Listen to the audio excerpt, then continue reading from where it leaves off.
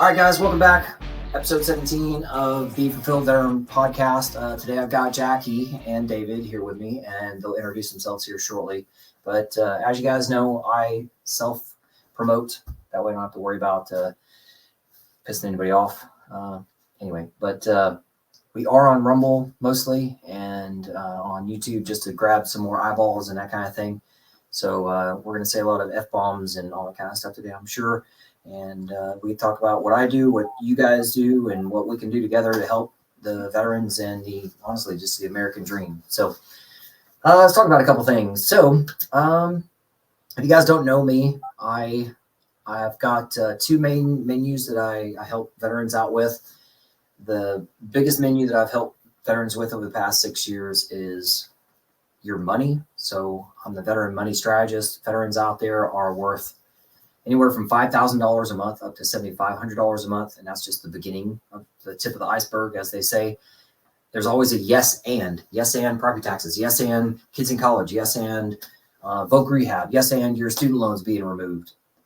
It's crazy. Yes and death benefit money for your family. So all those things I help my clients out with. So I've been able to deliver over $10 billion to my clients over the past 6 years. And although that's a terrific number, I'm very excited that today we were announcing that I've got my first 10 founding force multipliers out there who are going to start doing onboarding calls with me and all that kind of stuff and for me, because there's just too many freaking veterans out there that are not being told what money is theirs. And so anyhow, stuff like that. We're super excited about it. But yeah, it's crazy. Let me give you a couple of stats here. And over 65,000 veterans a month are actively searching on social media and let's say Google for their money.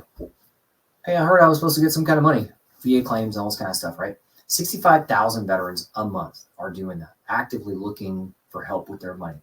And I just happen to be the best in the world at delivering that money to you guys. So that's why I've got multiple podcasts now. That's why I've got multiple books, which we'll talk about too, and that sort of thing. So that's why I'm here, because I was a silent professional too, and now I'm screaming from the effing rooftops that there's reasons why SEALs work with me and MARSOC and 160th and fighter pilots and all that kind of stuff. The deadliest humans on earth come to me because I deliver.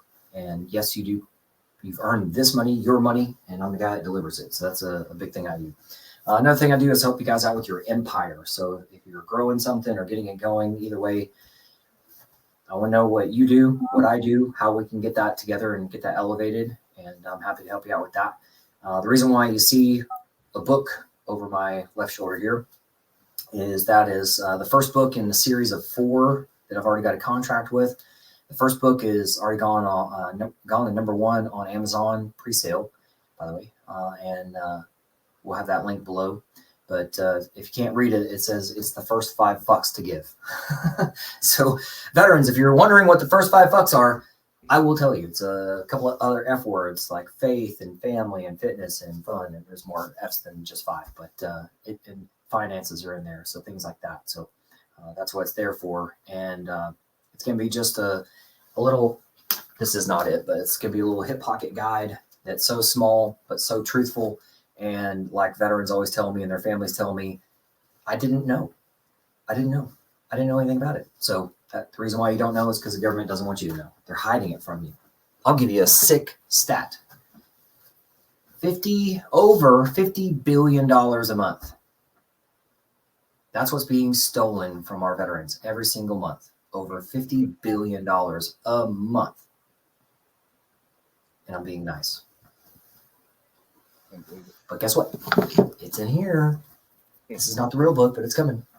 And that's why I've got videos. So you guys are going to be, what's that line? The truth will set you free, but first it'll piss you off. Yep, you'll be pissed off. So over $50 billion a month is being stolen from our veterans because the government wants to steal it. Anyhow. All right, enough out of me. I'm going to turn it over to these two, let them introduce themselves. So Jackie and David, welcome. Appreciate you guys being here today. And I will sit in my chair here as you tell me a little bit about yourself, just a 1 or 2 minute story so we can get to know you a little better. Go ahead. I'm with him. So I guess just jumping into the AmeriCam part of it, the road to get here has been incredibly long and not paved with, bricks of gold. The going back to just what you said, faith, family, fitness, fun. AmeriCam was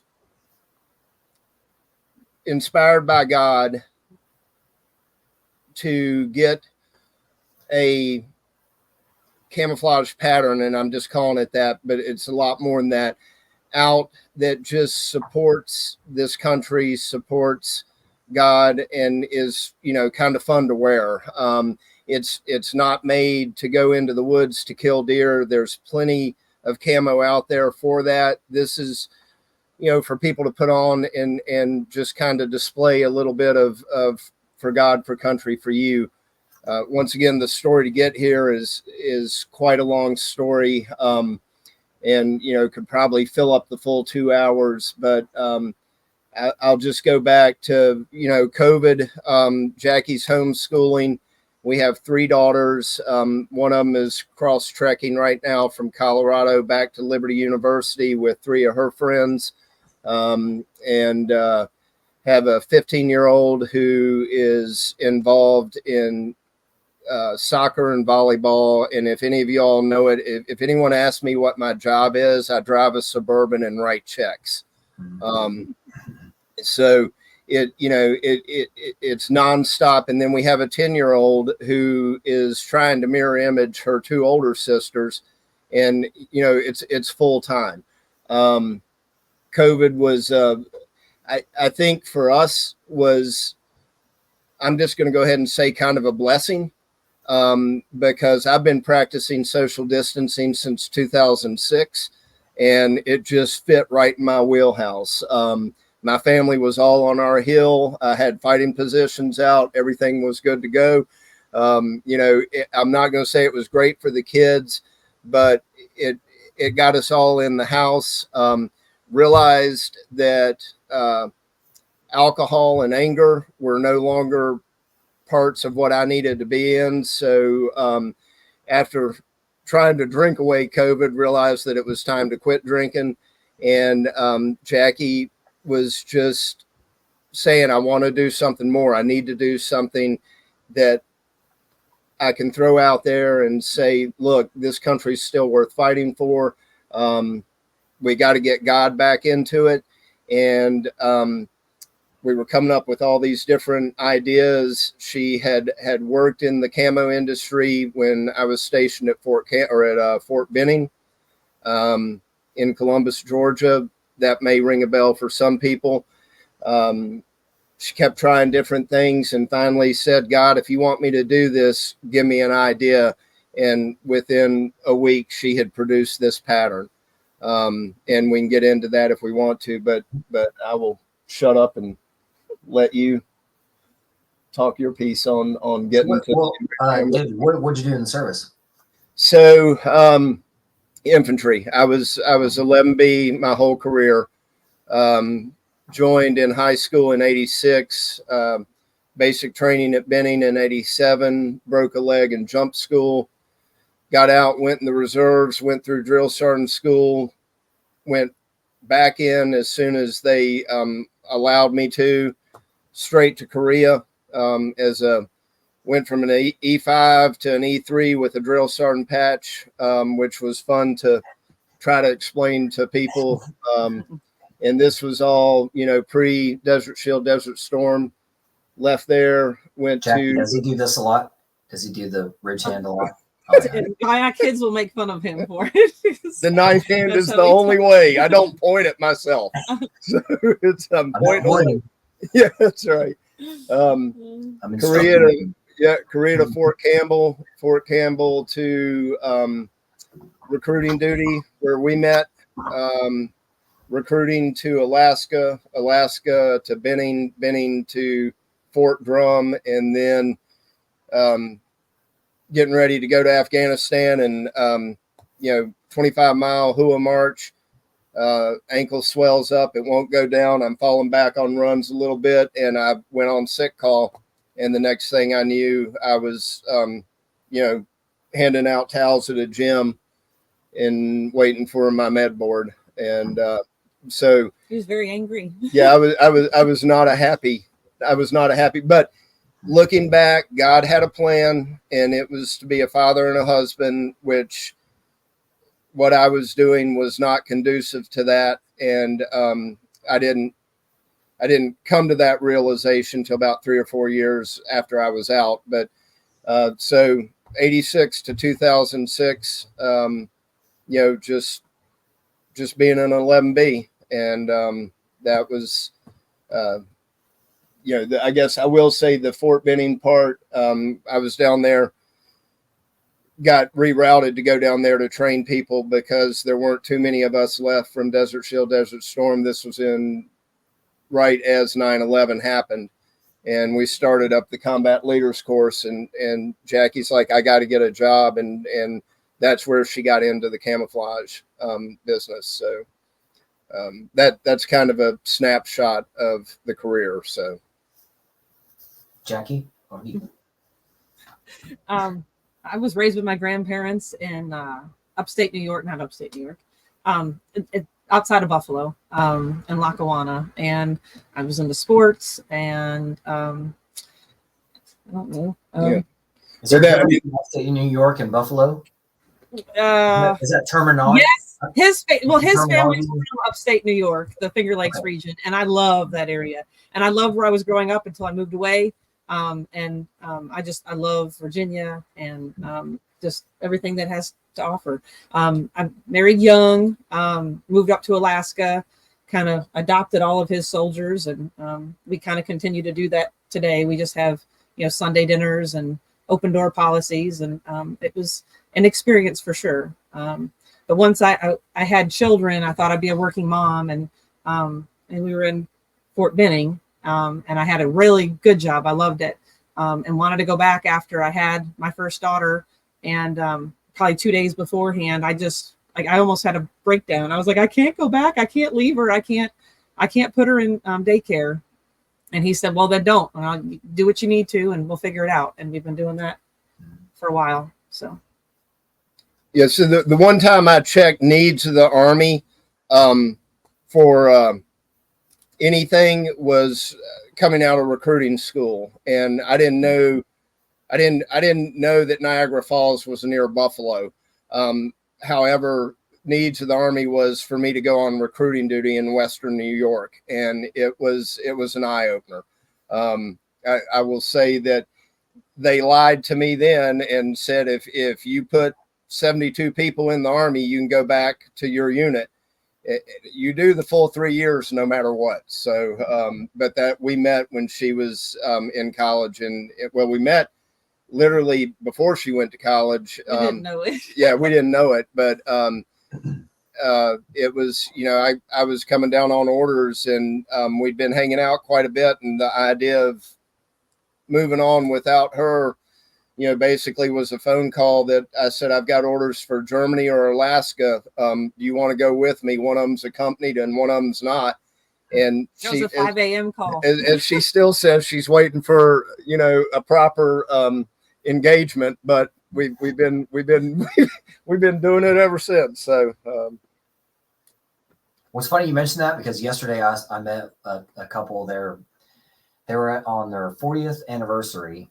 And they said the same thing, like met on a Monday and got married on a Friday. So we were together for a little while. But yeah. That morning call, I said, "You going to marry me or what?" Yeah. I was like, wait a minute, what? Yeah. Oh man, that's good.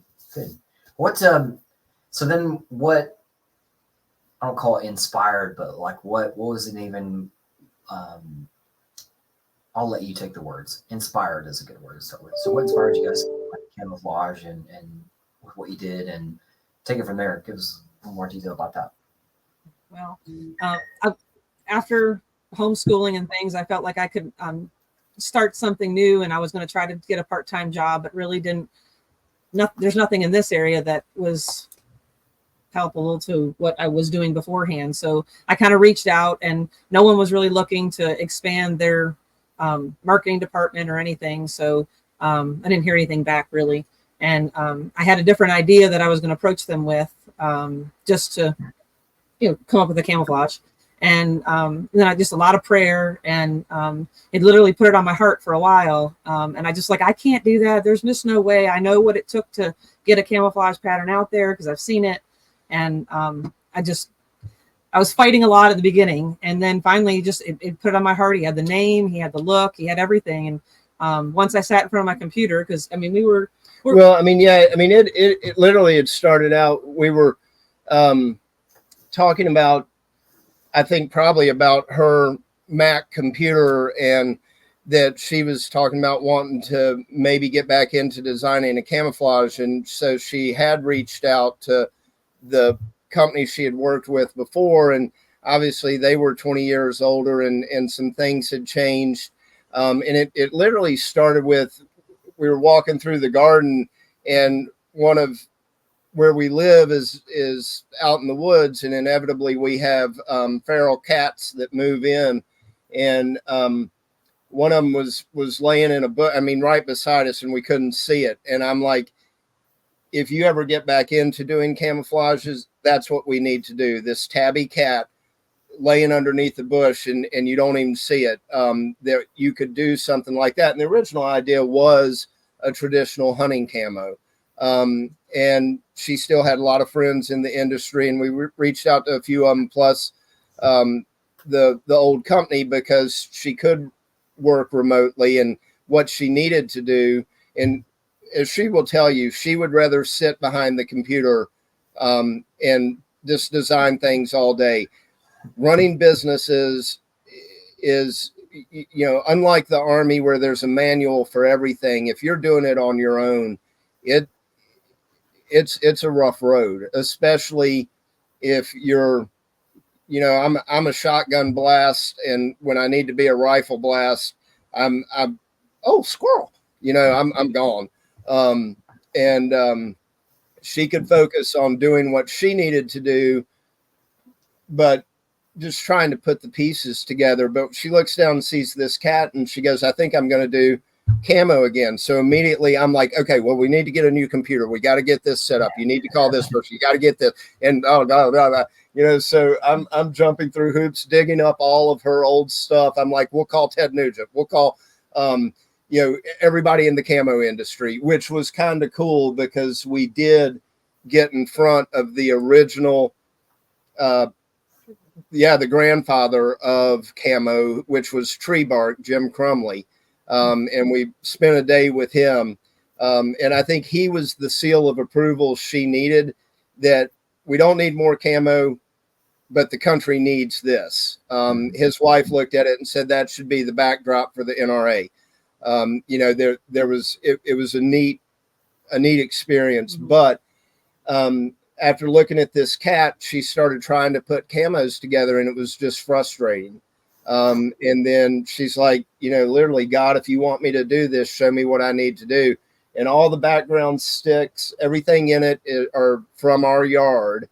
And then, she incorporated the American flag, the folds in it, the patent process we had to go through, which is a nightmare. If any of you guys are out there, get your IP done first.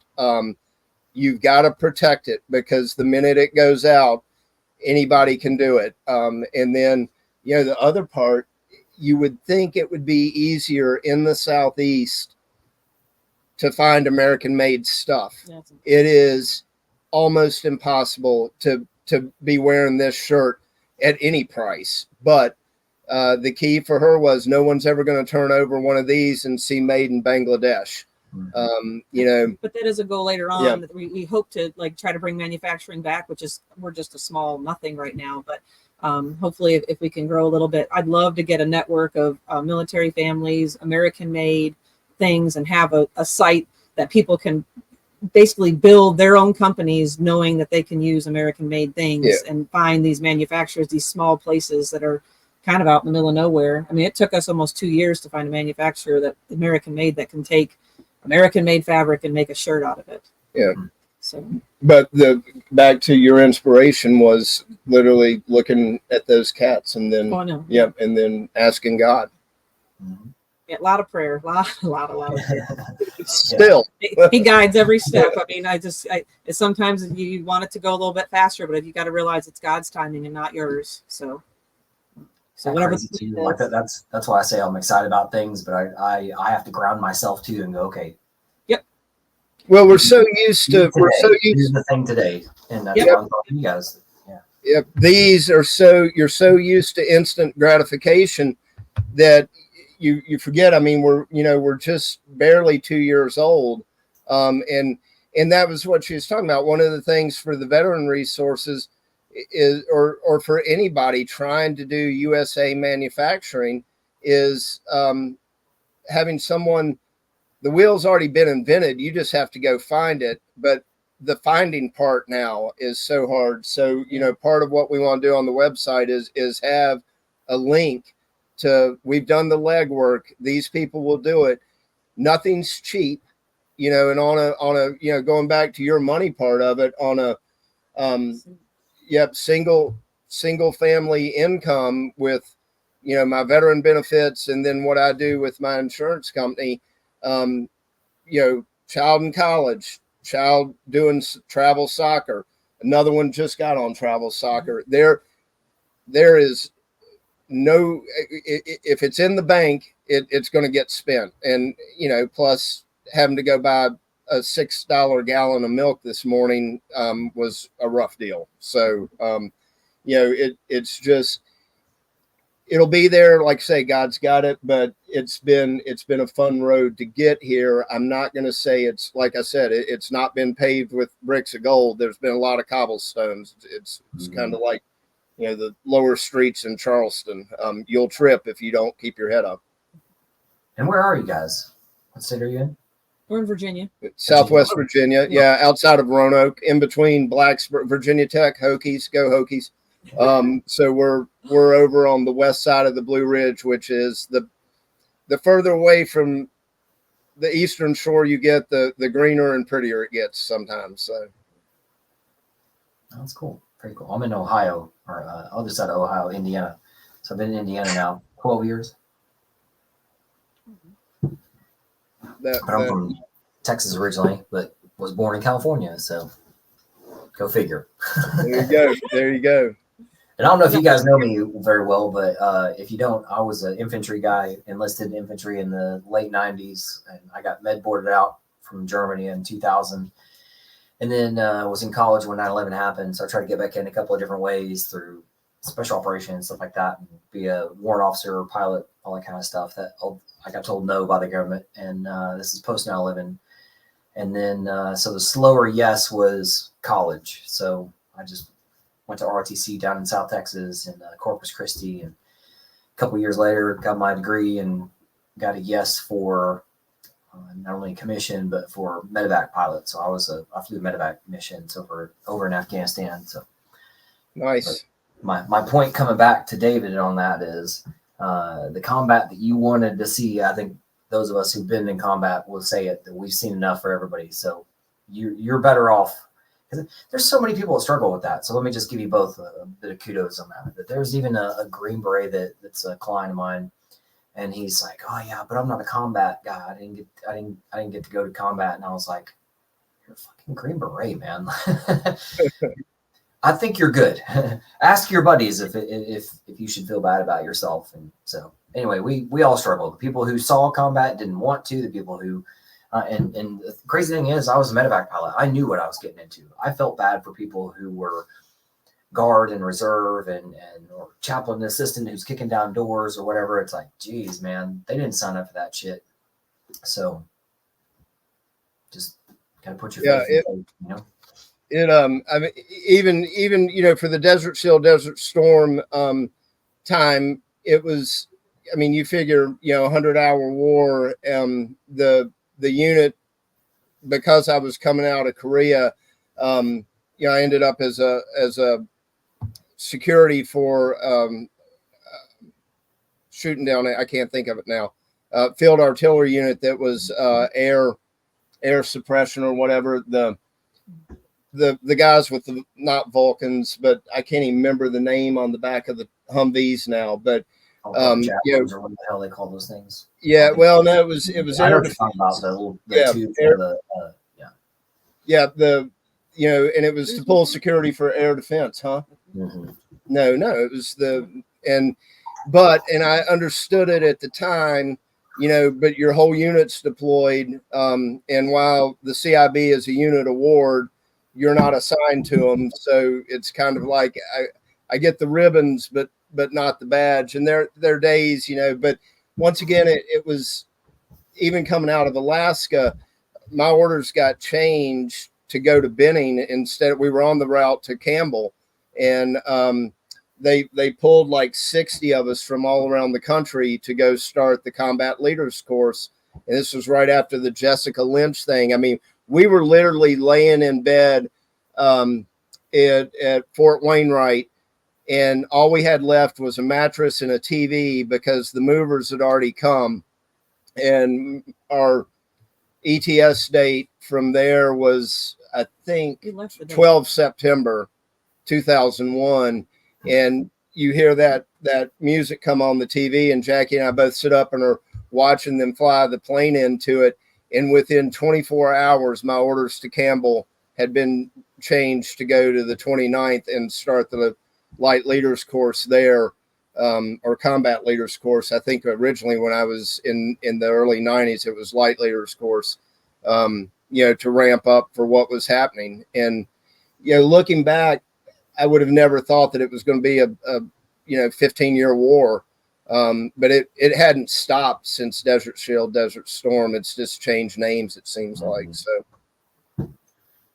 yeah, that's the government for you. Like Bruce Willis says in Armageddon, "You're NASA, for Christ's sake. You just think shit up." Yeah. Well, I mean, you know what? War makes money. God, yeah.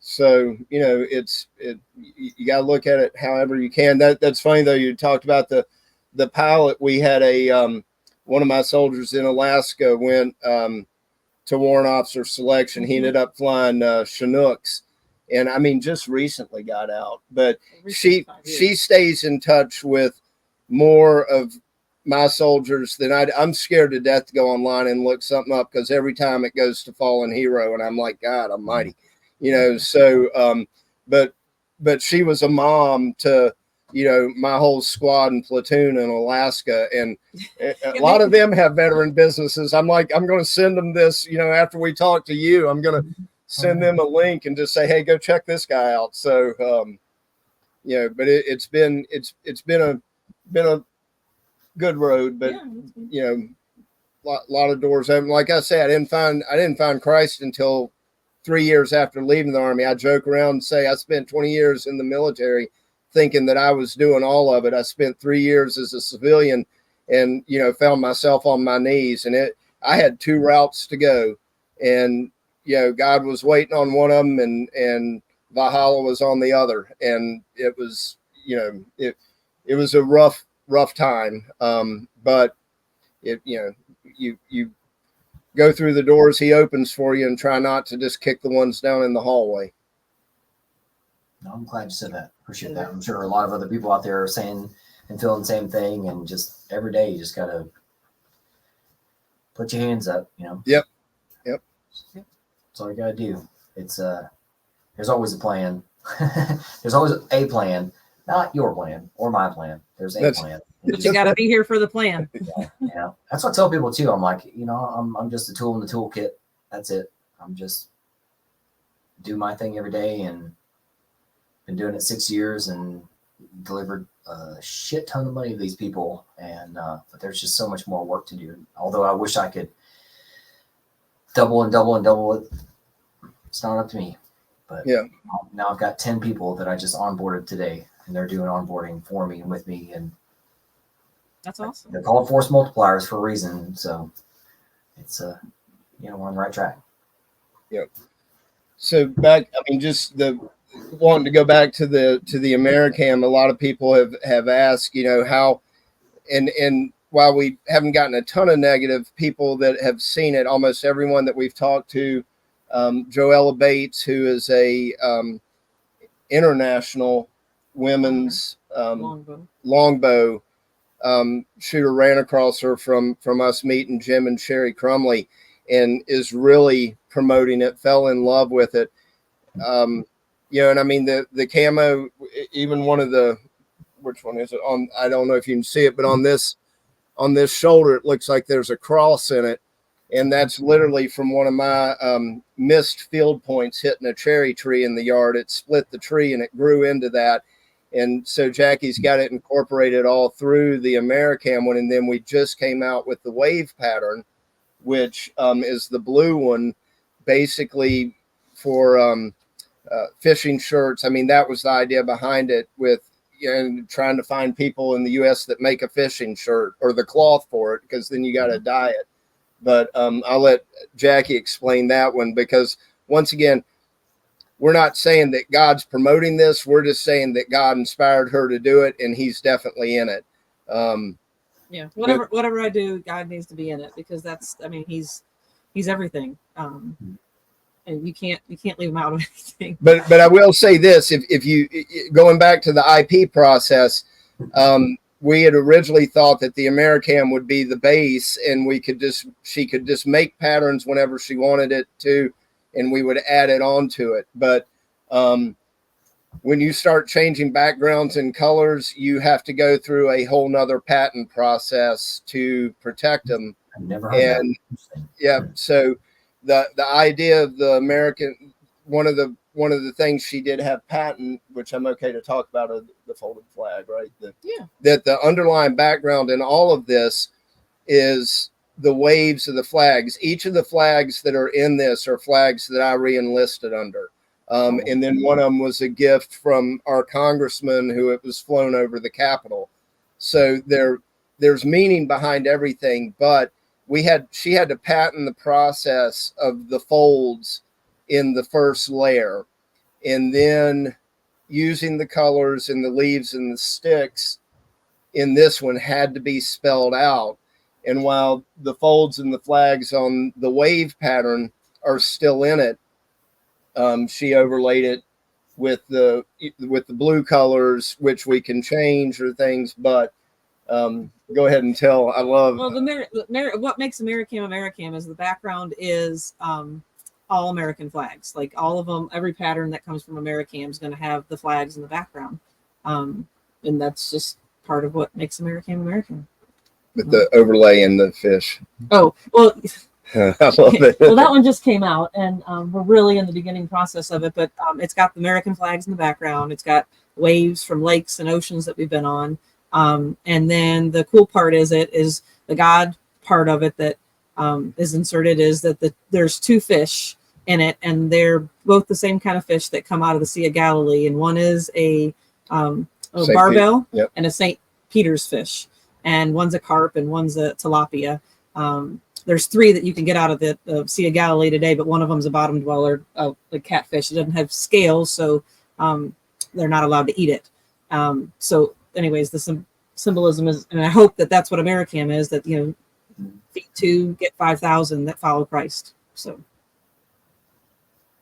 That's what we need more of. That's what we need more of, That's why you guys are here. I feel like if more people were more patriotic towards their country and then loved Jesus and followed him, I mean, the whole world would be just a completely different place. I mean, just a better place to be.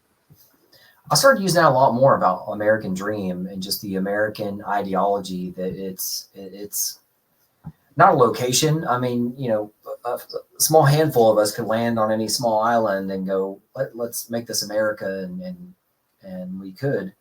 And it's because of people who follow God's word and God's plan, and that's just who we are. And I'm a guy who's been around the world a couple of times, been a lot of places, and there's just nothing like the American dream. And you got to make it for yourself, but also you got to keep it for yourself too. And so that's what's you got to, like Jordan Peterson says something about, like, mostly men have to be a monster and know how to control it. Same thing with America, you got to be able to control it. And I think that going back to some money aspects of thing, I think it's such an interesting psyop from the government that they don't pay veterans, but there's so many veterans that are entrepreneurial they got the good grit to go get things done. And I think it's just such it shows such evil in the government, and that if you take somebody who has pride and will and good grit, and you take their money away from them, they're going to be fucking miserable. Mm-hmm. I've been there. I called my wife one day from a job that sucked, and I can tell you, I don't want to get into all the details of it, but I don't know if you've ever had a 24-year-old girl come out and go, "You get over here." This is a girl that I didn't work for, if you will. And so she snapped at me, and I was, let's see, this is probably 10 years ago. Not even that. Less than 10 years. I'm 44 now. So, and I've been post-combat, oh my God, I got out as a senior captain, all this kind of stuff. So it's like, I didn't say woman, but I thought it. I was like, let me give you some grace. But I called my wife that day, and I said, "Hey, I need your help. I need your help because I am turning in my 2-week notice today, and just like you guys. I mean, I was at a point where it's like, every bit of money is going to be spent. We've got 5 kids now and a bunch of other heartbeats with cats and dogs and stuff. But I mean, I called her, and I just felt beat down, and I was like, "Hey, I am quitting today. I'm putting in my 2 weeks notice, and I hope to God they tell me to just go fuck myself and leave." They didn't. They had me hang around for 2 more weeks doing fucking nothing. And I felt many ways boxed in, and I was just like, I got to get the fuck out of here. So anyhow, but yeah, it's I think we can all feel that way, It is a there are days that I'm amazed that I wore a uniform for 20 years, and I say for this, I think that a lot of it, going back, I think you said it, one of the at the beginning we had talked a little bit, or you mentioned that veterans don't know about the the benefits and the things that are out there. There's so much of it that we're just tired of getting fucked with. I don't want to go through the hassle. I don't want to go to the VA and see it. And I just had a shoulder replaced. I mean, complete reversal in January. And I drugged my, and it got to a point where she just looked at me and said, "Either quit bitching about it or do something about it." Well, that I'm sure it was a little kinder. But I mean, I can't even wash my hair anymore. I'm doing this with my arm because my shoulder's been destroyed since, probably late 90s, early 2000s. And I will say this, that there are guys out there like you. There are people that can point you in the right direction, but a lot of times on our end, it's just, I'm not subjecting myself to it anymore. I can deal with this on my own. And I will say, I mean, he did, when he got out, he was so angry. He didn't go for his benefits. He didn't get the extra insurance, nothing. And we had 2 children with no insurance. And he was I could find the money for a bottle of vodka, but I couldn't put together 2 mortgage payments, one in upstate New York, one in Virginia, child here, child on the way, not knowing what I'm going to do. And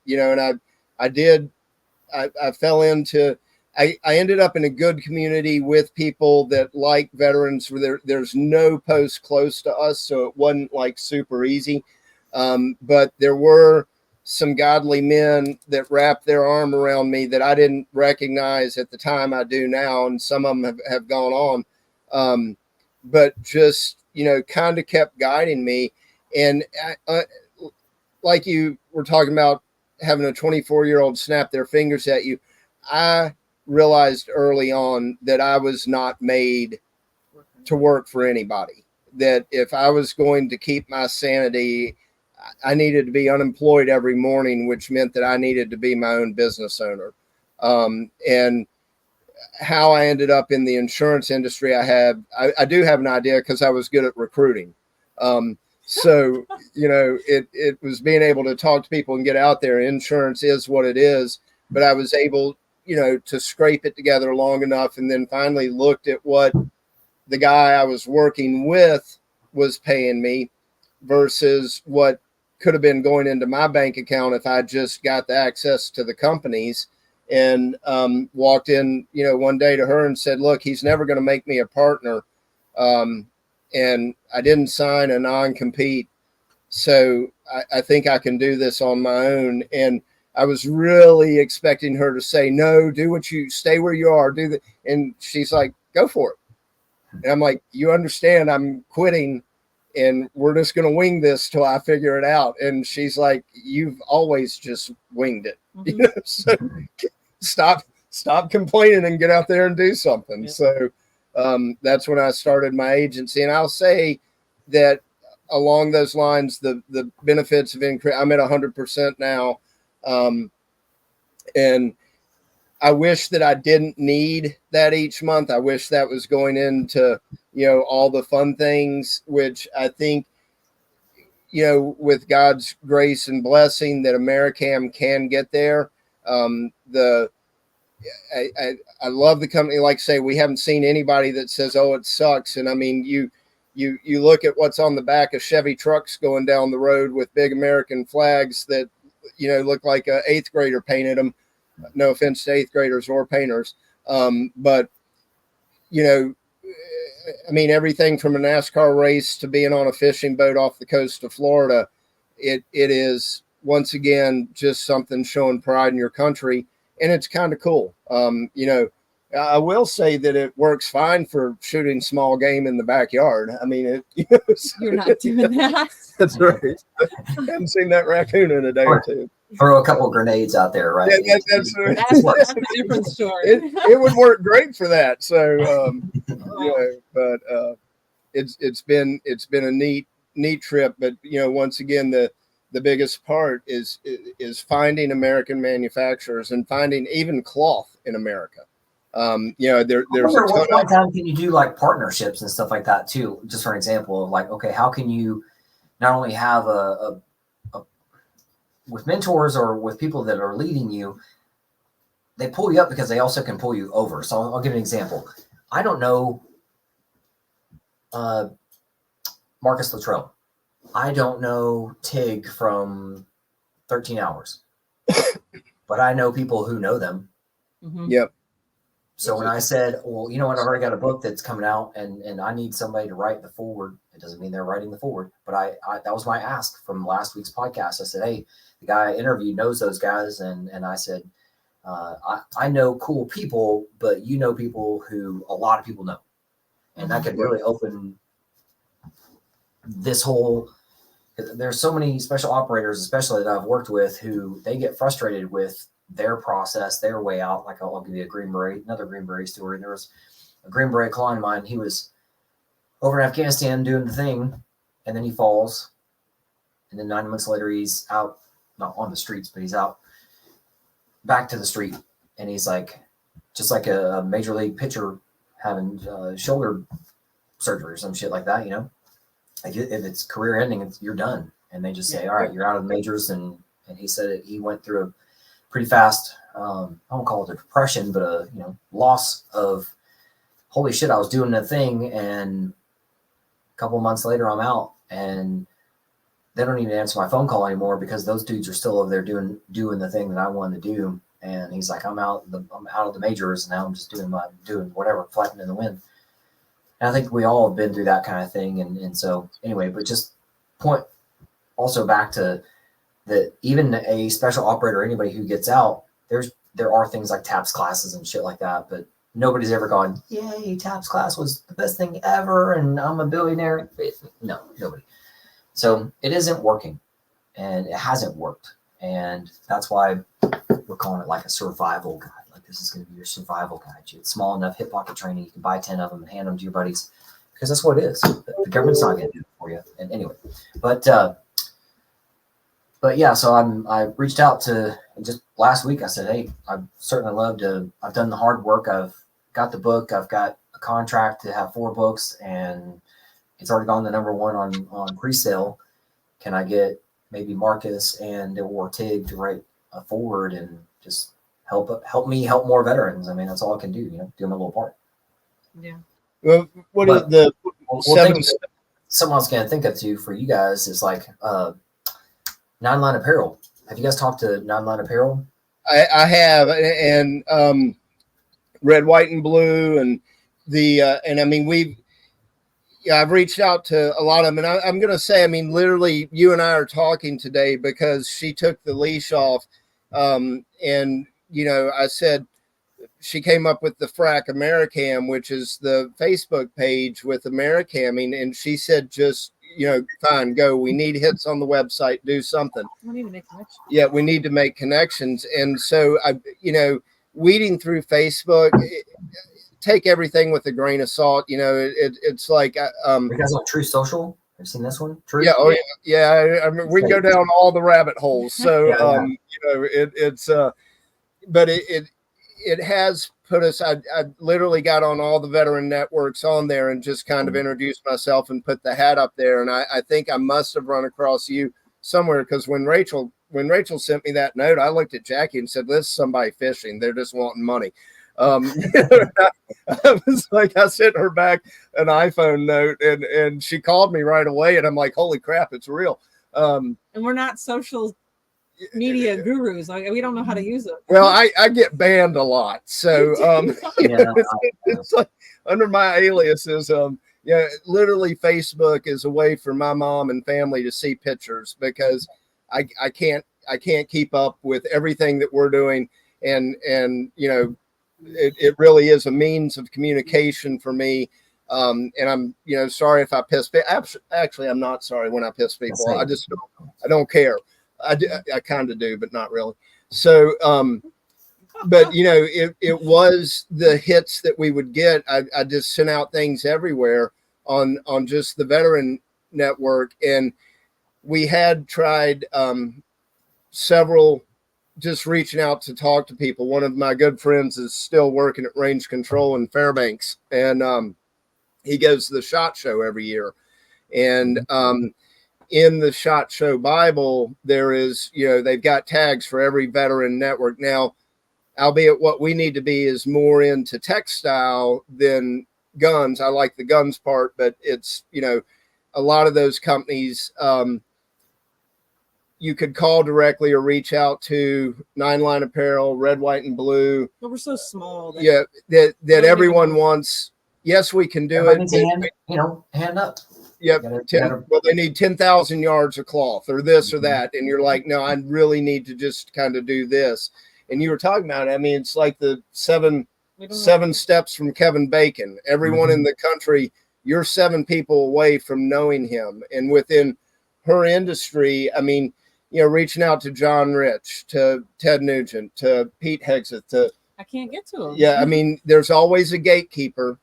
We were at a function in South Carolina and met Jason Miller and Dan Scavino and put hats in their hands, just thinking this is a good market. NASCAR is. We've got NASCAR in Bristol and Martinsville, Richmond. We're a day away from it, but then you worry about the production, you worry about capital. This is, her company that I'm a part of, but anytime someone calls and says, yeah, we'd like to make an investment, but we want 30% of your LLC, that, she's the creative, she's the one who made this.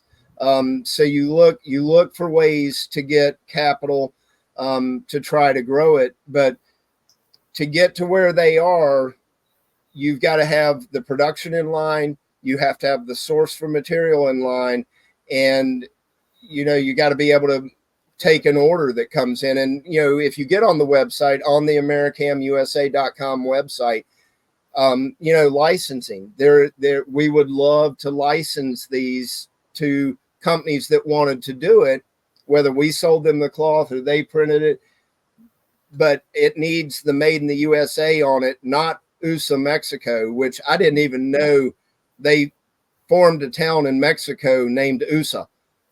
So it can say made in the USA. God, that sounds a thing. It's sounds typical. Full of manufacturing, and it has "Made in USA" on it. USA, Mexico.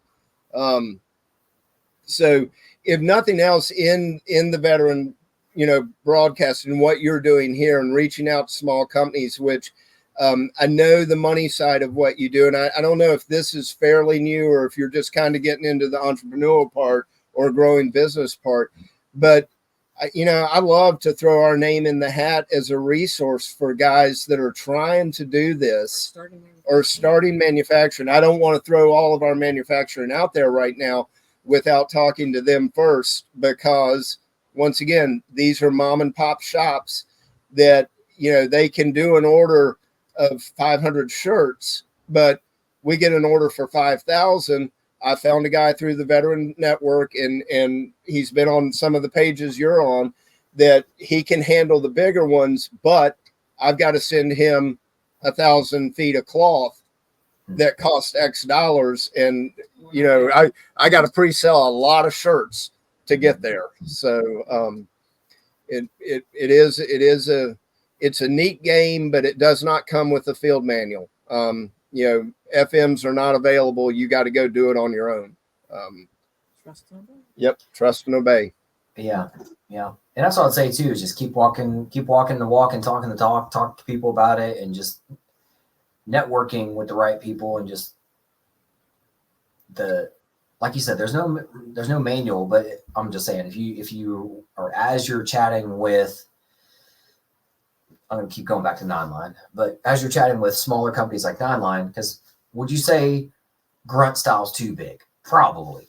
But like you being at, like you said, Chalk Show or any other conventions, that kind of stuff, not, I don't say tabling, but even just walking around. I've been to many shows and I just walk around, and I don't think I've ever tabled anywhere other than like here in Indiana for hockey games that I was a sponsor for. Other than that, I'm just walking around meeting people. And the coolest people to meet are usually at the elbow of a bar. It sounds weird, but they're the ones who are getting shit done. Yeah. Because while the show's happening, they're setting up for the next show, kind of a thing. And so I'll give you a great example of that. So I went from here in Indiana it's been almost 2 years now, but they had the NRA show here. And oh my God, 14 acres of guns and awesome people. And I walked in, I had my kids with me on one of the days, and I was just like, holy crap, this place is huge. And just look at all these veterans, everybody's wearing veteran shirts and stuff like this. And I had my as I usually do, have my cards in my pocket. And I was just like, oh, and I hand out cards to all these people. And there were so many people, it was too thick. It was kind of like being at a fishery. There was just too many of them. Nobody was biting. Nobody even, I couldn't even get eye contact with anybody. So rather than being there, I just said, you know what, let me walk over here and sit at the elbow of a bar. And it worked. Walked up to two ladies that happened to be connected with somebody else. And then I talked to them for a little bit. Then the day goes on, and I hand my card to a guy who's obviously looks like a fit dude, and he's somebody. And I handed him my card. My card mentioned special operators and veteran. And he goes, well, I'm both of those. And I was like, oh, really? Okay, cool. What'd you do? And come to find out, the dude was in SEAL teams and stuff like that. And I've got a lot of SEALs. And so we're just kind of playing who do you know, chess back and forth. And I mentioned one guy, and he goes, oh yeah, I know all about that. He knew all about this guy, where he'd been, how long he was in. And I was like, dude, who the fuck are you? Come to find out, he was part of SEAL Team fucking 6. Oh wow. Nice. So I was like, holy shit. I've got clients that are SEAL teams, Delta and shit like that. It's different when you're seeing them in person. Like, these dudes I'm 5'6". And although I was trained to kill people, I never shot anybody in the face. I'm a helper more than a harmer kind of guy. And so chatting with these killers, it's different. It's different. Yeah, but there's a brotherhood. But it is, and even, along those lines, just talking, even the mentor I mentioned from VetBiz, Jeff Robertson, who does mentors, huh? It's not Jeff VetBiz. Well, that's how I got through got Tom you. Turner too. But, you know, knowing the people, but just even talking to him, he was mentoring other people that, you know, basically he said, I can't really give you their name till I talk to them, but I know a manufacturer down near the North Carolina border, and, you know, it was a female owned business, and they are Christ oriented.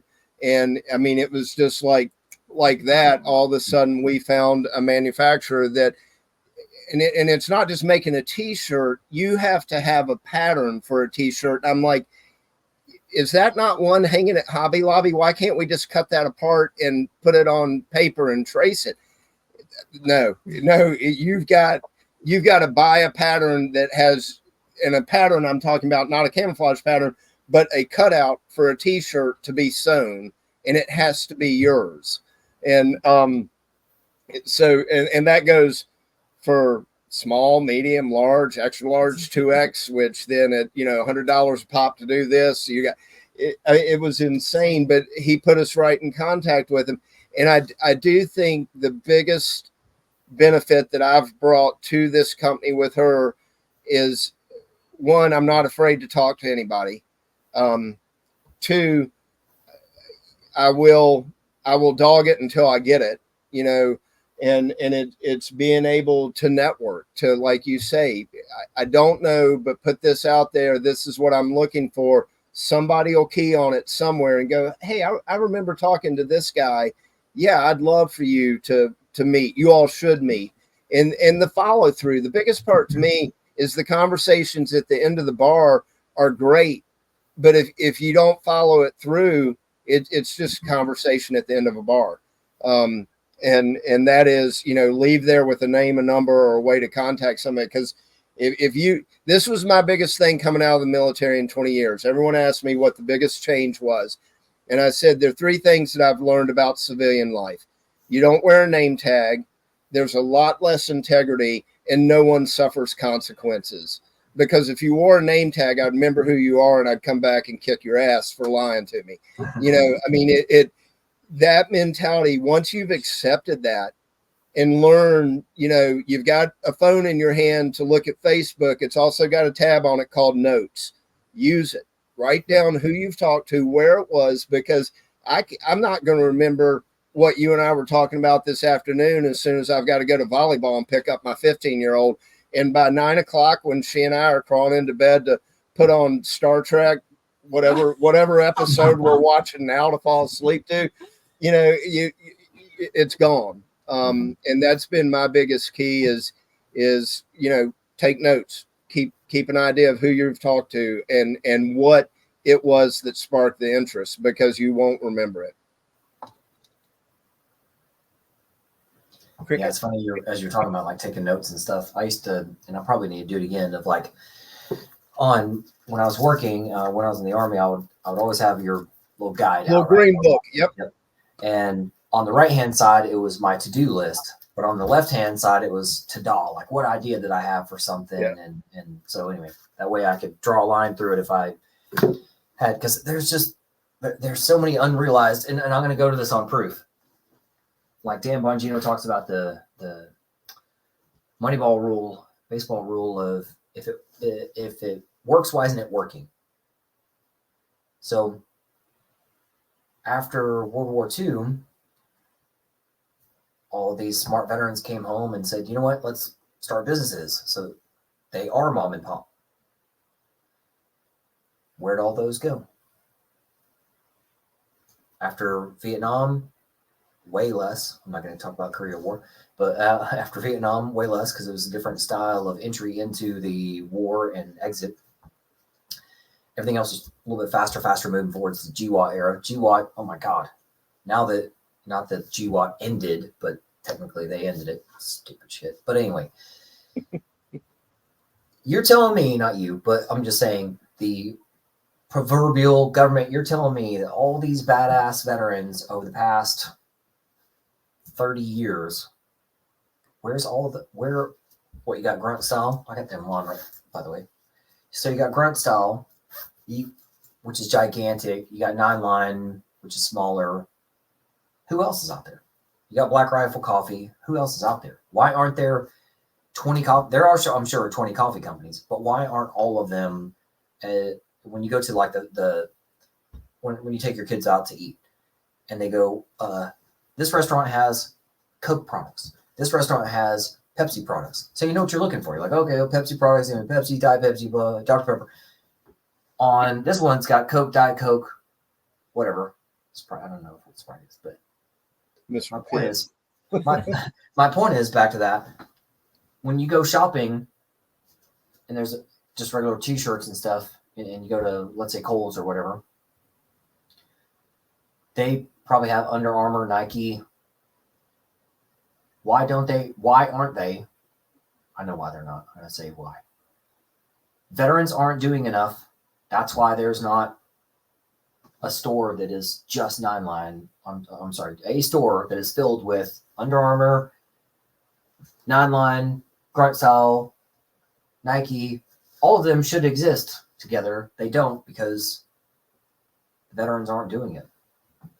I would argue because their money is stolen from them. Their freaking time is stolen from them. Their morality is stolen from them. They're pissed off like you were and I was. I mean, I was at 90% for 5 years. So you guys will get a crazy kick out of this. You guys knew when you were in service together, and that, how many times did he bring this up, Jackie? He's like, well, by the pay chart here, if I'm, E7 at 14 years and we've got 2 kids, this is what we have. And then we got the COLA because we're going to be up in here versus over here kind of stuff. Do you know how many times I looked at a pay chart once I got out? Like the VA money pay chart. I had to create one. There isn't one. Yeah. I went 5 years without knowing that going from 90% to 100 is a basic family of 4, $1,500 a month raise. And holy crap, that's just the beginning, because that's when property taxes go down or removed. That's when all this other magical doors of dollars start opening up. I had no fucking clue, because the government didn't want me to know. Yeah. That's why I tell my clients, that's what I'm bringing up right now too, that I want everybody to know, when you're out, there is a pay chart. It's just not in front of your face. I had to create it. I didn't even look at it. I didn't even create it after 5 years. I created it later to show my clients of like, yeah, this is so fucking real. Mm-hmm. It's sick. It's sick. And I think that's, again, the devilish government doing what they're doing to us. And I get it. I mean, I get so angry that when he got put out, he was angry about it all, but there was nothing for him. And he was, our movers stole from us our first time civilian world. And Jag would not even deal with it because he was out of the military. Yeah, I was third party. So I couldn't even sue Mayflower. PCS move, I was third party. And USAA threw me under the bus, which kind of is interesting now from the insurance level, understanding what happened. But going from New York to Virginia, Virginia requires that you have a certain amount of personal property coverage that's built into a policy. But if it's anything over that, you need to schedule it. So New York, your personal property is your personal property. I told USAA I want the exact same coverages in Virginia that I have in New York. The movers come in, steal all of my mother's jewelry and my wife's jewelry. And what just really makes me angry was I caught them stealing some money and told the girls to leave. And I grabbed the driver by the throat and said, he's got 20 minutes. You've got 20 minutes for that cash to be back in this house, or I'm going to go find my gun locker.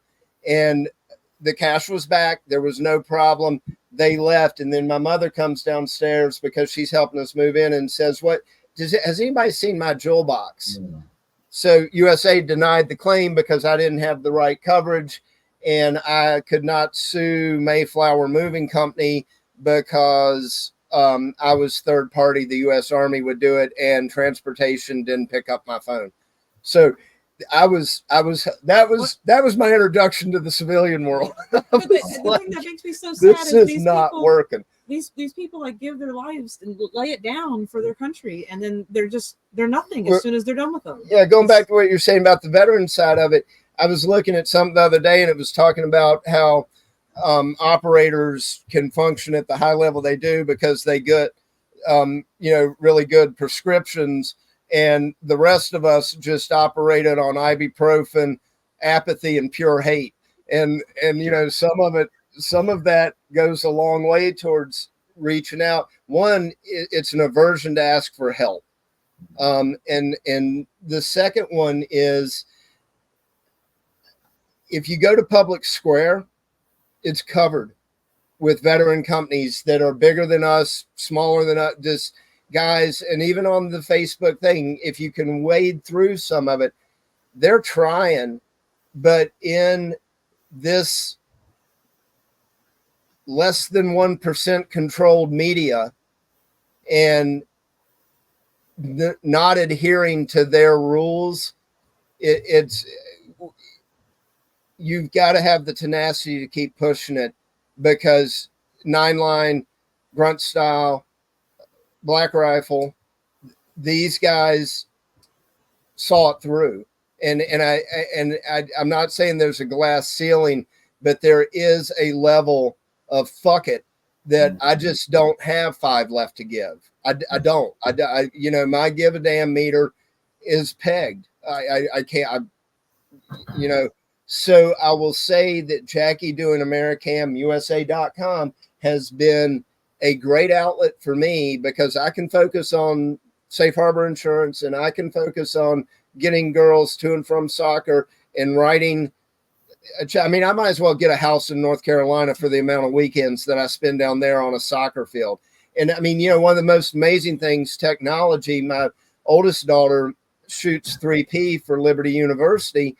And, having a daughter in Akron, Ohio at the National Rifle Championship, and sitting on a field in Greensboro on a phone, coaching her, watching where her rounds are hitting, and saying, honey, trigger squeeze, lighten up on the trigger. You're breathing. Your breathing's off. You're up and down. Your trigger squeeze, and coaching her through while watching the 15-year-old play, East Coast National Soccer.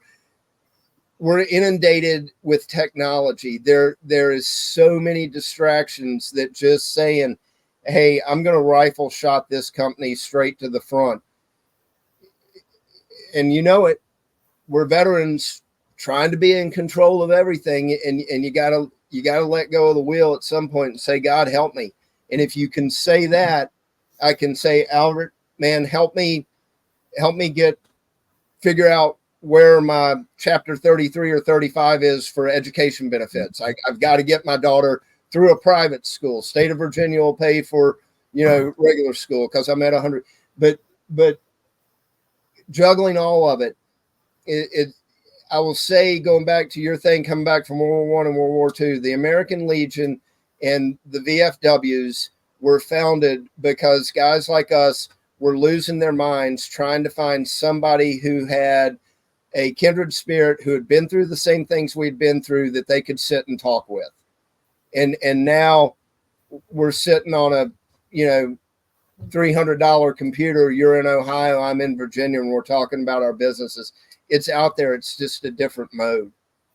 Isn't that crazy? Yeah. It's when I flew, I never flew a glass cockpit. So I flew older Blackhawks, and I crashed an older Blackhawks. So.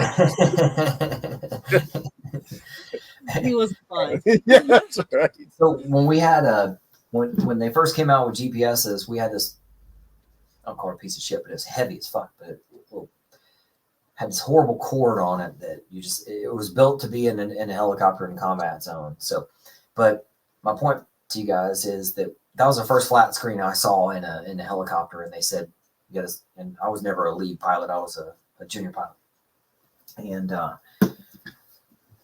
but I thought, how cool was it that when you punch in the coordinates and you can see things on the screen and you can see who's over there and that kind of thing. And just where you are in space and time. It makes it more real. I'm an old school map guy. I know what an atlas is and all kind of stuff. And and it's so nice that you I use this as a tool. It makes me money.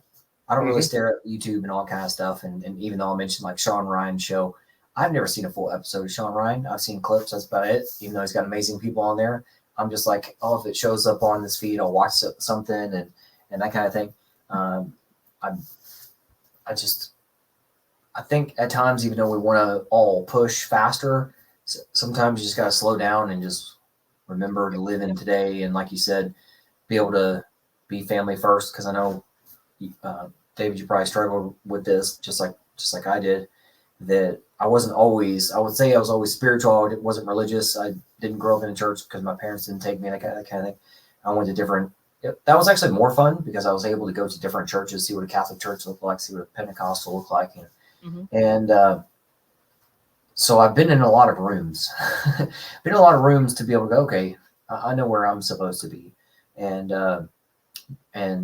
just my pastor was talking about yesterday that joy is in the Bible a lot of times, or joyous, that same kind of word. And that's honestly how we should be attacking our day. That we're so excited, is what my pastor said yesterday. His name is Rob, by the way. So he said we get so excited, or positively or negatively, that it boils over and it becomes verbal. Hey, I had ice cream yesterday that was so good. I got to tell you about it. Okay, that's joyous.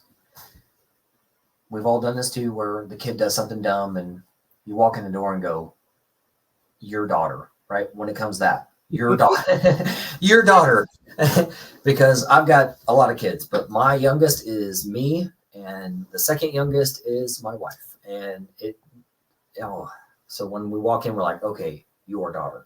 So it's a negative when it like bubbles over too. So, but you just have to talk about that stuff. And that's where I go into the positive and negative of social media, is that a lot of us are somewhat beat down to be, as a veteran, don't get on social media. It's only bullshit. If that's what you're looking for, that's what you're going to see. Yeah. Or like Dan Bongino, he says it's not his line, but be the change. If you're not seeing something, and like I'm looking at you guys right now, I'm seeing your shirt, I'm seeing your picture behind you, and I'm like, that's cool, because I've been to a lot of places. I grew up on a cattle ranch. I didn't hunt myself, but I'm seeing that and going, that's a cool idea. And I didn't realize it was so tough with the patents. It does make sense because contracts or clarity is a line that I've stolen recently and just have to use because they are. And I get that it's so much red tape, because sometimes things have to be tough to be scalable. Yeah. The end game. That's what we got to look at. That's what I'm telling my girls. Anything worth doing is going to be hard. Yeah. And I think you guys are just such on the right track, and just focus on your family. I know you guys are already focused on your faith, and just a lot of times it's like, I think mostly us guys do this to ourselves. We end up leapfrogging of like, okay, we're going to put God first for a while. And then when the money starts rolling in, and then, oh shit, then it's getting bad again. So it's like God again. So just, you got to be able to, I've slowed down and done more things for myself to do, like motorcycle rides or when you take a run or whatever your leisurely athletic thing is. I'm not a gym rat, so I'll go run 4 or 5 miles at a time, and that's just my time to have me time. And like I say, it's for at least a man, it takes about an hour's worth of doing something, or nothing, rather. Nothing for something else to happen and for your mind to clear out. So whatever that is for David or and you guys' family, or whatever it is for people who listen to this, that's what a guy has to have. So if he's like, hey, I'm going to go fishing, or I'm going to go hunt, because I didn't grow up hunting, so I don't understand waking up at 0 something. I've done that in other ways that I didn't like. I don't want to sit out in the cold. And there's a reason why I'm not a Navy SEAL. I don't like cold, wet, sandy. That's why I became a pilot. I can sit up in the cockpit, and I want it colder, I go up. If I want it hotter, I'll come down, and all that kind of stuff. So I'm a little bougier than the average guy. But I get to wear my PJs now every day is what I call it. And I There get you to be go. comfortable. I got some good grunt style shorts that just came out recently, and they're really nice. And I got grunt style belt on and all this other kind of stuff. So I mean, I'm doing the thing and just I'm talking to you guys right now. Like I'm having a fucking blast. So that's people are the best medicine, especially our people. Mhm. Yeah. No, and I agree completely. I will say that one of mine, and this is not in any way, shape, or form taken away from us. I'm, tell Jackie I haven't drank today. I hadn't had a drink in over a year and 7 months, and I know that COVID was part of this. And while I know the incredible joy of the taste of a good bourbon, the saying for me goes, I love to drink a little bit, but I'd become a different person. And that guy liked to drink a lot. That for me, the focus in the last year has really been, where are you going? What is the path? And I know that there's a lot of veterans. I know there's a lot of friends that have come out of the last 2 years with probably habits that they could kick, or as you said, go for a run.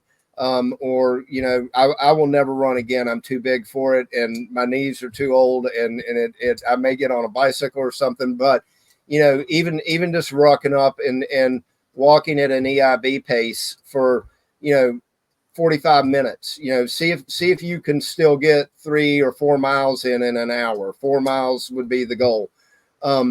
But find a positive use for it, because the anger is still right at the edge.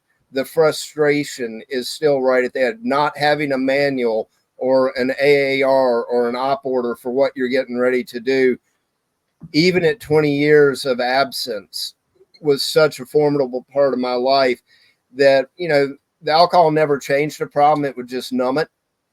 And it has really benefited our relationship with my kids, and growing AmeriCam, in that if nothing else I can focus. I think that we get into kind of a dependency mode of I'm in garrison.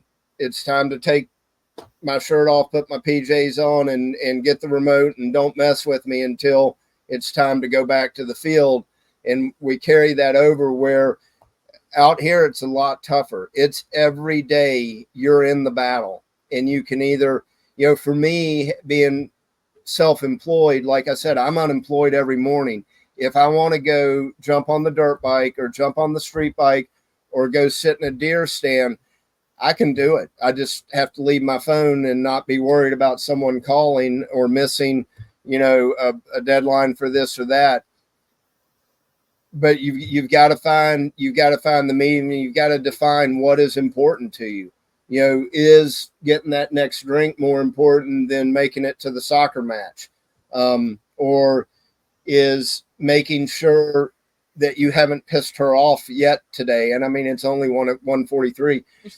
I know there's still plenty of day left. But being able to each night, because the man in the mirror is the one that you're dealing with on a daily basis on this plane. I suggest that you deal with God when you can. I'm not being an evangelist and saying you've got to go out there and love Jesus today. I wish you would. But you should. And it makes things a lot easier when you realize you're not doing this alone. And those afternoons or nights where you're just like, no fucks left to give, he's right there and he'll listen. And those ideas that you have that come back that are positive, as Jordan Peterson said, if you already had those answers, you wouldn't be asking the damn questions. So the answers you're getting are coming from somewhere. And if they're negative and not coaching and mentoring, they're from the evil one, and you need to guide away from it. So and that in a nutshell is AmeriCam. Mm-hmm. I mean, it's, it's positive for country. It's positive for you.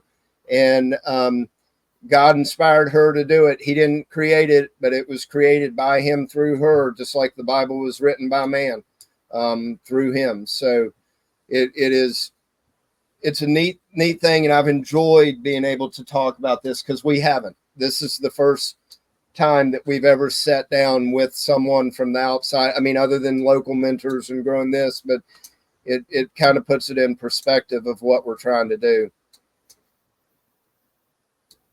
I appreciate that. I was letting that sink in for all of us. Yep. I appreciate that. So, by the way, we do follow-ups too. So if there's other stuff going on, we're going to talk about my disability at some point. Oh yeah. We definitely. If I'm leaving money on the table, that's my fault. So yeah. We'll definitely jump on my calendar. I'll brief you up on it. There's 4. I don't want to say their name, but there's 4 guys that are my client. All of them are related. It started out with 2 twin brothers that are Green Berets that were during right after Vietnam, and now I'm working with both of their sons. And one of their sons was already 100%, and he didn't know, he was only 100%, not the permanent total version. And so, like I tell everybody, it's kind of like what's the difference? Well, the difference is like in golf, you're on the green, so that's better than anything you've seen before. But 100% permanent total is like the winning shot. You're in the hole, and every state's different, but it's a lot more state level money, federal level money really opens up. Other time clocks start ticking on death benefits, stuff like that. So, and the funny thing is, and I'm just bringing this full circle back to David, that even this last guy that I just chatted with, he goes, well, now I'm older. I didn't know about insurance. I need insurance for my daughter, and as a single dad. And then he said, oh shit, I wish my family would have told me about this when they went through it, because I would have just done it back then, and I would have known better a couple of years ago. Now I'm playing catch up. And so yeah, knowledge is power, folks. There's no manual, like David said, for certain things, but I definitely take what is people thinking, because the government wants it this way. Oh, what part of the elephant do I chew on today? I will tell you where to start. Like a one-rope bridge, not an elephant, one-rope bridge. Here's where to put your foot today to do this thing tomorrow, to do that thing a year from now, and that thing 10 years from now. I will guide you. I guide all my clients through all of that, and I've done the work to figure it out. And I may not have found all the money out there because the government hides it so well, but I've damn sure found a lot of it. And that's what I do with my clients. $10 billion in a 5-year period is pretty damn good. That's awesome. That's insane. Good for you. Yay, you. Yep. And same for us, using it as a stepping tool. If you go to the website, you can get on and you can contact us. If you feel like you're in this manufacturing slump, or can't find that. And once again, going back to the 9line and those guys, they're awesome, but finding, if you take that tag off, if it's made in the USA, there's only about 4 apparel companies that do t-shirts that are truly made here. Otherwise it's a logo on something, which we could do all day long, but it's still, if we're putting our logo on it, if we're putting our name on it, it's got to be made in the USA. And it, I'm happy to share how we got to where we are, and we're not that far. I mean, we're where we could, absolutely. If you need a big order of AmeriCam t-shirts, call us. I'll fulfill it somehow. But it is a process, and I cannot stress enough, if you've got an idea, USA made fabric. Yep. Because that's the hardest part. Like, you get USA made fabric, and then the manufacturer to produce it. I mean, you're kind of already in the hole. Yep. More like a normal t-shirt's $15, but I mean, we can't. Then finding the laws of what the regulations that allow you to put it on made in the USA, because like even the cardboard in the bill of your cap, it may say made in the USA, but that could have been from, Canada or Brazil. And there's regulations that state how much of it actually has to be done here produced here and manufactured, whether you can slap a label on it or not. And Sean Whalen, I don't know if you follow him at all or know who I'm talking about with the Lions to Sheep or Lions Not Sheep. He was going through the same thing, and they went after him. And that's what I'm saying. It seems like federal regulators have more time to go after American veterans than they do to be closing the southern border. I mean, really, to get on a political rant, but as you said, you self-sponsor, so I'm not that worried about it. But it's frustrating. It seems like the blocks that are thrown up for being pro-God, for being pro-country, and I'm like, you know what? We're doing it. There's more of us out there being quiet than there is making noise. Mm-hmm. Yep. So it's. I'm glad you guys are out there doing it, and definitely want to keep have you back every so often, check in on kind of stuff, see how things are going, because there's like you guys are doing the harder part, which is getting started, and then once you get it started, then you can, because you're pressure testing things right now, right? We've all done pressure testing on things, and then you find out what works or what relationship does or doesn't work, and then once you do that, then it's just crazy scalable. There's the guys that made my clothes are down in Nashville, and I'm guessing that they could easily get you guys connected with somebody, and so it's Andrew and his wife. So Andrew is more on one side, and his wife is doing the other stuff, and very similar to you guys, and but both of them are heavy into it, been in it for years, and one of their clients, just for an example of showing who their clients are. Dave Ramsey has an event every, I don't know, year or so in Nashville, maybe every quarter or 6 months or something like that. So Andrew, they do all the stuff for him. So it's like, it's not only apparel, but also just other stuff, koozies and stuff that you see behind me, all those things. So, but yeah. Yeah. Well, send them a note. You've got my contact. I'll talk to anybody. So, take a note on that, please. I'm going to get them connected with Andrew and them down in Nashville. Yep. And like I said, we've got a daughter coming back from Colorado right now, which will be, God willing, safe on I-40 going through Nashville. It's you're 100 different directions, but just trying to stay focused and understand that God's got it, and letting go of that control, which was tough sending her out to Colorado, 2 weeks ago to go explore big sky country, but she's loved it. So it's cool. That's cool. Yeah. But you guys have other exciting stuff coming up, events or anything else that we need to throw in the mix? I know we started late because I had to restart my computer. It was my goof, not anybody else's. But let's see what.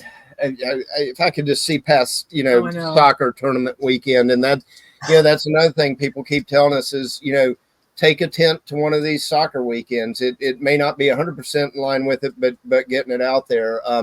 But yeah, I mean, literally soccer kicks off for the fall season starting this week. We've decided. You were talking about traveling the world, and I have seen the world 3 or 4 times over, and not the garden spot varieties. I would love, she wants to travel and go sit in a, far away restaurant somewhere and have a cup of coffee and eat a croissant or a baguette or something. And I get it. I just really don't want to, but I will say that the beauty of soccer weekends is we're at a different hotel, from here until January, almost every other weekend. And part of that for us is figuring out a way to incorporate AmeriCam into it. If we're going to be in these towns, look and see what's going on and get out there. But we did. I mean, the really cool part is this is the first season that if we go there, if we leave on a Friday, we can probably try to get in touch with some. There are some manufacturers in Greensboro and in North Carolina throughout the Southeast that we just discovered. And I was like, we can maybe just call and contact them and see if we can get some, different kinds of manufacturing. Because right now we're looking for hats we're so old school. We thought trucker hats were like free, 1980s giveaways. Yeah. All the youth, all the kids, all the friends, they're like, "Do you have trucker hats? Do you have trucker hats?" I'm like, "Are you serious?" So we're trying to find some trucker hats now, and just So there will be the AmeriCam wave pattern will be coming out probably within, I'm going to say within the next month to 60 days, in a trucker hat, and then trying to figure out whether we just want to put a hook and loop patch on the front so that people can put their own gear on it, and then AmeriCam tag. But a lot of that also, even through something like this, was asking people for feedback. Even if you just go on the site and look at the shop and say, "Hey, that's really cool, but I would like this," we're still young enough that everything you're seeing is, a 56-year-old soccer dad's idea of what's cool. And that may be way off the mark. I can still hit the target at 200 meters and ring the bell every time, but that's my target. Generating feedback would be another great thing to walk away from this with is, and I'm fine with the, "Oh, you suck." That's okay. I've accepted that. But, an idea, don't bring me a problem without a fix to it. I can work on it if you have an idea of what I should do to fix it. So, but no, if I can just get, I'm just going to say to Halloween before having 17 pounds of candy in the house with 4 women. That's God's joke. I led fire teams my whole life, and I've got a fire team of women now, which I would not trade for the world because I've realized teenage boys need to be choked a lot. And I'm probably not allowed to do that. So, but it's, in that way, at least if they bring me husbands, I can abuse them all I need to. Yeah. Well, I carry my knife around, so when the boys start talking, I'm like, yeah, that's right. Yeah, we had a boyfriend experience that their parent came over and said, "Does he always drive the 4-wheeler with a rifle on it?" Well, I live in bear country. That's what he said. Yeah. So now, my belief that everything can be handled with a 50 BMG is probably true. There's not many things, but there are different calibers needed for different things, and there's specific ones that are good for other things. And bear are pretty bad around here, so They are. Yeah, it's crazy.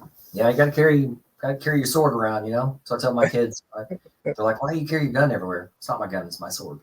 That's it. That's it. So, you know what I mean? It's a shame that that's the way it is. I mean, we were down in Christiansburg because needed to go Spoil a 10-year-old. We had to go spoil a 10-year-old at a store that I will not go in, and the only way we would go in is if she had gift certificates. And so while we were at Target, the 10-year-old really wanted to go to the mall and to Build-A-Bear is what her goal was, but was not real clear on it. So there was a Barnes and Noble that we could go to the Barnes and Noble, which all of a sudden was her favorite store. And we got there and she went right to the back of it. And she goes, "How do you get in the mall?" And like, honey, that's not that Barnes and Noble. This is a different one. We're not at that one. And so the manipulative 10-year-old, finally gets us to go to the mall, and we're walking through it. But the mall that we were going to, we're coming back, and I've got a hazard checkpoint for our municipality that blows up that there's an active shooter at the mall. And it ended up just being kids banging on something. But I'm like, that's how you know God's in control, because there would have been an active shooter in there had this happened while I was at Build-A-Bear, and once again, social distancing is fine with me. After about 7:00, I should be back on my hillside, watering the garden or something. There are a lot of positive outlets up here. And that's why God's in control, because he put us 30 miles away from it. Yeah. So we didn't go there for a reason. Yeah. But anyway, all right.